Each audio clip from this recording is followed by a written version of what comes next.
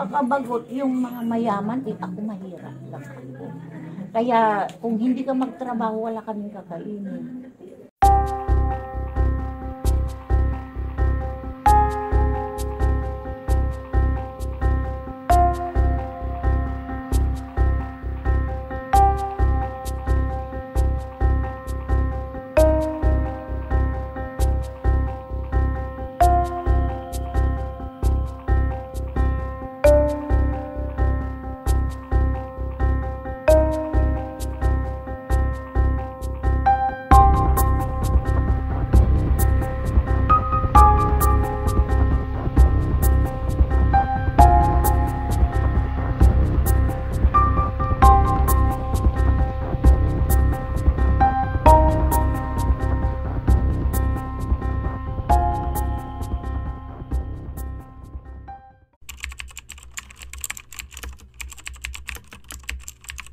Flores service.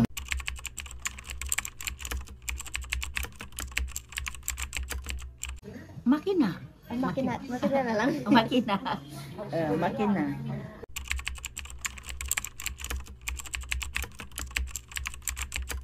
Electric ito anak ko.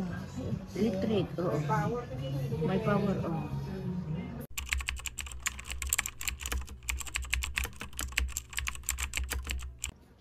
Ay, marami na ito yung sa makina is ano, yun nang pinagpaaral ko sa mga anak ko.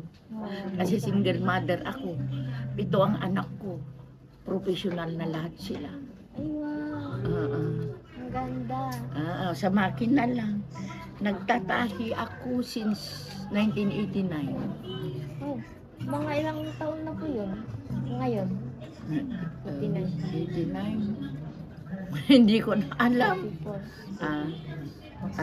Yun ang pinambuhay ko. Pag ano naman ako, magpunta akong makina, nagtatay ako 1989. After no mag-college na yung anak ko, nag-abroad na rin ako, makina rin. Na naman din, doon manana. Pwede nyo rin in-abroad yung skill nyo? Oo. Alam mo kung DH ka, tapos may skill ka na, maganda kung mag-DH ka, may skill ka. Kasi, nasubukan ko yan, 21 kami, DH sa Maynila, tapos wala silang skill. Tapos, ako ang nakuha, priority ako dahil domestic sewer ako. Tapos nila, sila. Kasi yung, kung nag-abroad ka doon, una is domestic sewer ako. Yan, priority nila ako, 21 kami. Ako ang nakuha. Ayan. Tapos nung after may contract, dahil hindi maganda, tiniis ko lang yung ko doon. Balik na naman ako sa makina. Kasi nag-aaral anak ko, single mother ako. Iniwan kami ng asawa ko. Ayun, inano ako. Ganon. Tapos after na naman, kung nun, dahil mahirap lang ako eh. Talaga as in, mahirap. Meron mo yung 7 anak, andyan pa yung magulang ko sa akin. Ako bumubungay kung makina ko, ginagawa ko umaga, paggabi naman, tahi pa rin. Sometimes noon, ang namin, magdamag ako nananahi. Tulog ko lang, matulog na ako, alas 5, gising ako. Oo, parang may gastusin mga anak ko, talagang nagsumikap ako para matapos sila.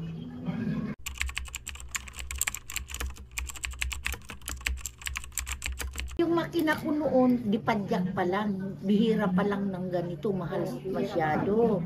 Padyak, yung sarili mo talaga wala.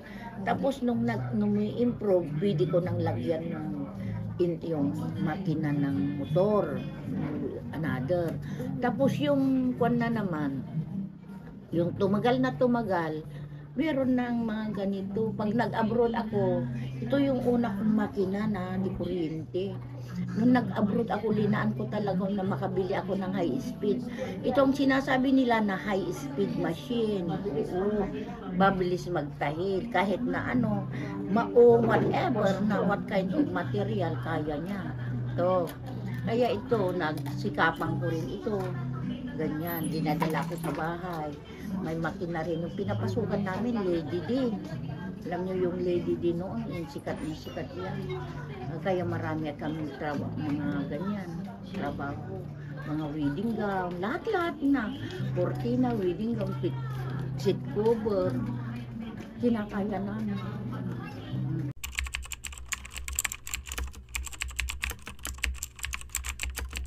Lahat naman natatayaan na kayo, uniforme. Ano na lahat, pero basta pang babae, sa bahay, gano'n, seat cover, lahat-lahat na. Bed cover, seat cover, everything, pillowcase, everything, damit, uniform, gano'n.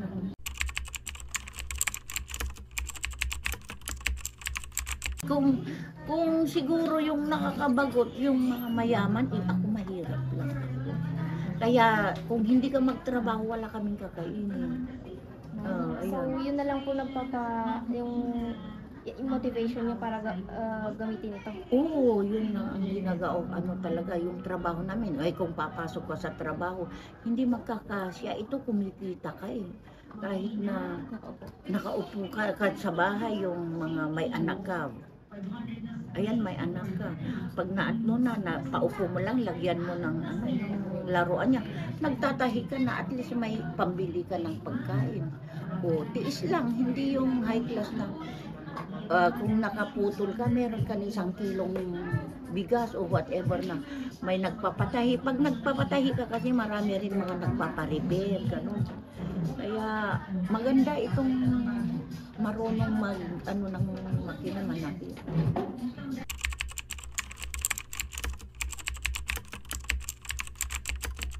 Ay, marami yung mga nagpapatahi lalo na, hindi yung mga mata pobre, hindi mo sabihin na yung galing sa mahirap tapos tumaas, ayun ang mahirap na itahian dahil sobrang sila, masilan sa damit.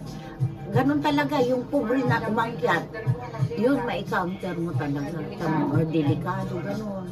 Kahit na babalik din, halimbawa, ipasikip mo ng kalahati, half-inch, sabi nila, isusot na naman niya.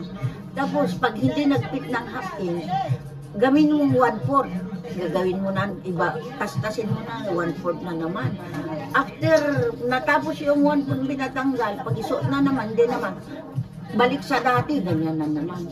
Oo, kaya sabi, ka lang yung tiis-tiis lang.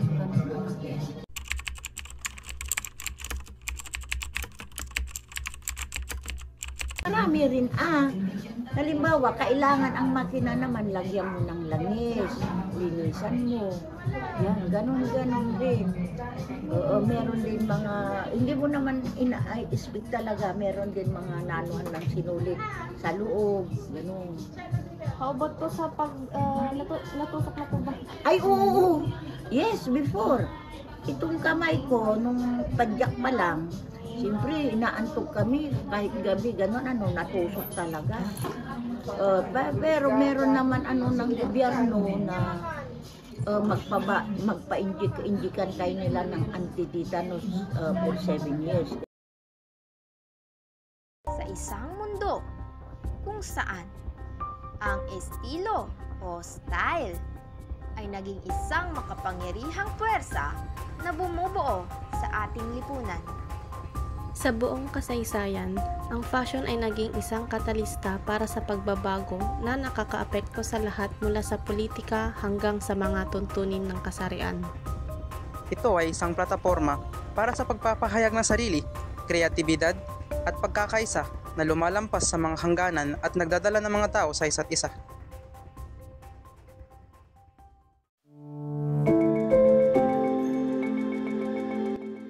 Ang disenyo at konsepto ng isang sewing machine ay ang makagawa ng mabilis at mabisang pananahi.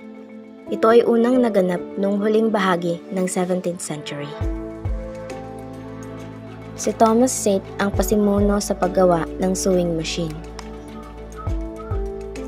Noong 1775, nag-imbento si Charles Wiesenthal ng isang karayom na gagana sa sewing machine, ngunit hindi kailanman nagdisenyo ng aktwal na makina. Ang unang patent para sa isang sewing machine ay inisyu noong 1790 kay Thomas Saint. Nagpatent siya ng mga plano para sa isang makina na maaaring manahi ng katad. Isang German na lalaki ang nag-imbento ng makina para sa pananahi ng mga covers, ngunit hindi pinatent o pinalawak ang paggamit nito. Noong 1814, pinahusay ni Joseph Mothersperger ang sewing machine upang makagawa ng mga simpleng tahi ng pagbuborda at maliliit na bilog. Never siyang gumawa ng makina na inilabas niya sa publiko. Noong 1830, si Bartholomew Timonier, nagpatent siya ng isang makina na gumagamit ng nakahook na karayom upang makagawa ng pare-parehong tahi.